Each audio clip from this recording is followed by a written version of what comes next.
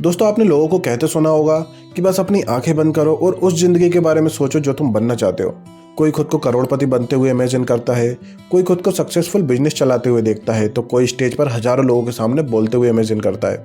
कुछ लोग इसे माइंडसेट की ताकत कहते हैं और कुछ लोग मैनिफेस्टेशन। लेकिन अगर सिर्फ आंखें बंद करके फ्यूचर की तस्वीर देखने से जिंदगी बदलती तो शायद दुनिया में मेहनत की जरूरत ही नहीं पड़ती। लेकिन फिर सवाल ये आता है कि विजुअलाइजेशन में आखिर सच क्या है।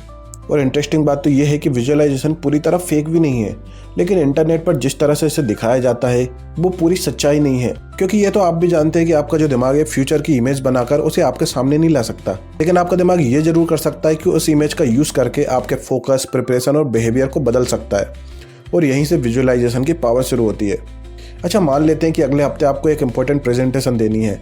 आप रात में आंखें बंद करते हैं और खुद को स्टेज पर देखते हैं और सामने बैठे लोग आपकी बातें ध्यान से सुन रहे हैं और प्रेजेंटेशन खत्म होते ही आपके लिए तालियां बजा रहे हैं। ये तस्वीर अच्छी लगती है, आपको कॉन्फिडेंस भी महसूस होता है, लेकिन प्रॉब्लम यह है कि आपने सिर्फ रिजल्ट इमेजिन किया है, उस रिजल्ट तक पहुंचने की पूरी जर्नी नहीं। आपने ये नहीं देखा कि प्रेजेंटेशन शुरू होने से पहले आपके हाथ थोड़े कांप रहे थे और कई सवाल अचानक आपके दिमाग में आ रहे थे कि कहीं गलती ना हो जाए, कहीं पे मिस ना हो जाए, या एक ऐसा मोमेंट ना आ जाए जहाँ पे आपको अगला पॉइंट ही याद ना आए। और यही वो पॉइंट होता है जहाँ पे एक दूसरी तरह का विजुअलाइजेशन भी काम आता है। फॉर एग्जाम्पल, उसी प्रेजेंटेशन को दोबारा इमेजिन करते हैं, लेकिन इस बार खुद को सिर्फ जीतते हुए नहीं देखते बल्कि तैयारी करते हुए देखते हैं। आप रूम में प्रैक्टिस कर रहे हो, शुरुआत में एक लाइन गलत बोलते हो, फिर दोबारा बोलते हो। स्टेज पर जाते समय नर्वसनेस फील होती है, ऐसा महसूस होता है कि कहीं लाइन ना भूल जाए। बीच में एक मुश्किल सवाल आता है और आप तुरंत उसका जवाब देने के बजाय कुछ सेकंड रुक जाते हो, और बाद में जब आप जवाब देते हो तो प्रेजेंटेशन आगे बढ़ती है। इस तरह आपका दिमाग एक तरह की ब्यूटीफुल एंडिंग नहीं देख रहा होता, बल्कि उस रास्ते की रिहर्सल कर रहा होता है जिस पर आप चलकर वहां तक पहुंचोगे। और यही वजह है कि विजुअलाइजेशन का इस्तेमाल एथलीट्स, परफॉर्मर्स और पब्लिक स्पीकर्स की ट्रेनिंग में किया जाता है।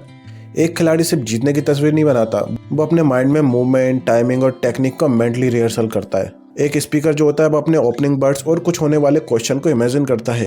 इससे ये नहीं होता कि बिना प्रैक्टिस के आप अचानक एक्सपर्ट बन जाएंगे, क्योंकि असली प्रैक्टिस फिर भी जरूरी होती है। लेकिन जब आपका दिमाग किसी सिचुएशन को पहले से रिहर्स कर चुका होता है तो रियलिटी में जब सिचुएशन सामने आती है तो उसके लिए फेमिलियर होती है।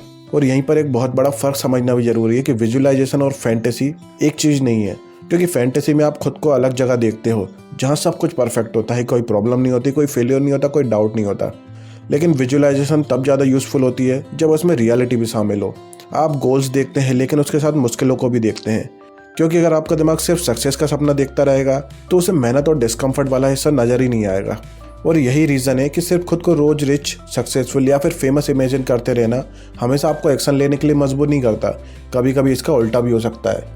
आपको थोड़ी देर के लिए ऐसा महसूस होने लगता है जैसे आप सब कुछ हासिल कर लिए हो, जबकि असली जिंदगी में आपने अभी शुरुआत भी नहीं की होती है। इसलिए अगर आप विजुअलाइजेशन को सिर्फ एक पीसफुल मेंटल मूवी की तरह ट्रीट करेंगे तो आपको कुछ समय के लिए तो अच्छा लग सकता है, लेकिन आपकी ज़िंदगी बदलने के लिए इतना काफ़ी नहीं होगा।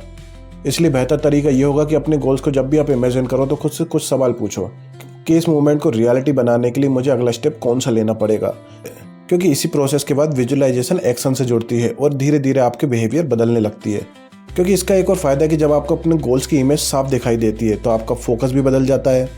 अचानक आपको कुछ ऐसी चीज़ें दिखाई देने लगती जिन्हें आप इग्नोर नहीं कर पाते। क्योंकि अगर आपका गोल किसी स्किल में अच्छा होना है तो आप उन लोगों पर ज़्यादा ध्यान देंगे जो कि ऑलरेडी उन चीज़ों में अच्छे हैं। आप रिसोर्सेज खोजेंगे, प्रैक्टिस करेंगे और अपने दिन का ज़्यादातर हिस्सा उस चीज़ के पीछे लगाएंगे। ऐसा इसलिए नहीं कि विजुअलाइजेशन ने कोई जादू कर दिया, बल्कि इसलिए कि आपके दिमाग को अब पता है कि आपको किस दिशा में ज़्यादा ध्यान देना है। लेकिन यहाँ पर भी एक गलती होती है कि लोग विजुअलाइजेशन को इतना परफेक्ट बना देते हैं कि जब रियलिटी अलग निकलती है तो वो निराश हो जाते हैं। उन्हें लगता है कि अगर उन्होंने पहले से सक्सेस इमेजिन की थी तो वो उसी तरह की होनी चाहिए, जबकि असली ज़िंदगी में कोई जर्नी बिल्कुल वैसी नहीं चलती जैसा हमारा दिमाग सोचता है। कभी प्लान बदलेगा, कभी फेलियर आएंगे, कभी आपको अपने गोल्स को दोबारा डिफाइन करना पड़ेगा। इसलिए विजुअलाइजेशन का मतलब फ्यूचर को कंट्रोल करना नहीं है, इसका मतलब फ्यूचर के लिए खुद को तैयार करना है।